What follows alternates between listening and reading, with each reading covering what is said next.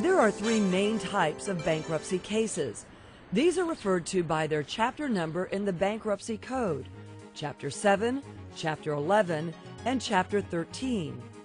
The Bankruptcy Code is federal, not state law, and bankruptcy cases are filed in the United States Bankruptcy Court, not in a state court.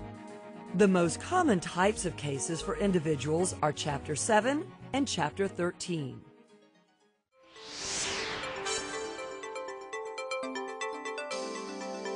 A Chapter 7 is a liquidating bankruptcy. In return for having debts discharged, meaning the debtor is no longer legally obligated to pay them, the debtor must turn over certain property to the Chapter 7 bankruptcy trustee. The law allows the debtor to keep some property as exempt so the debtor can make a fresh start. In most Chapter 7 cases, all property is exempt, and so the debtor keeps all of the property. Those cases are sometimes called no-asset cases.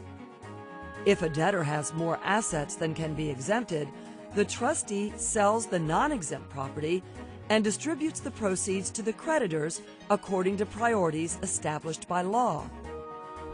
Very often, there is not enough money to pay for anything more than the cost of administration, and so the creditors receive nothing. The principal advantage of Chapter 7 is that the debtor emerges from bankruptcy without any future obligations on his or her discharged debts. Some debts cannot be discharged. For example, debts incurred through fraud or debts for child support and alimony.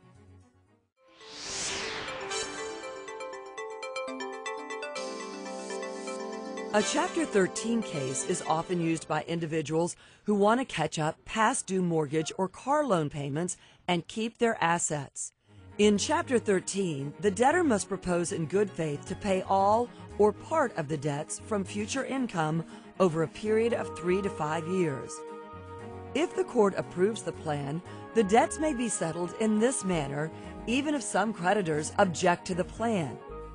If the debtor makes the required payments, he or she will be able to keep his or her property. Chapter 13 can be a better choice than Chapter 7 for those who are behind on their home mortgage or their car loans, as well as for other reasons. For instance, some of the debts that cannot be discharged in a Chapter 7 can be discharged in Chapter 13.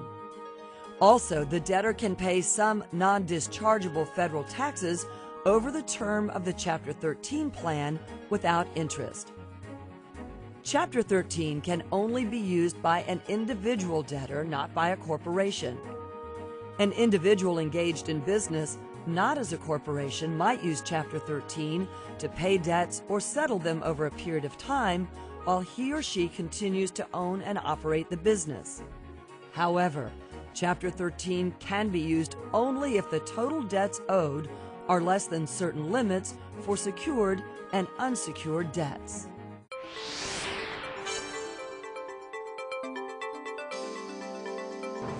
Another type of bankruptcy case is a Chapter 11 reorganization. It is generally used by businesses, but can be used by individual debtors who do not qualify for Chapter 13 because their debts exceed the Chapter 13 limit.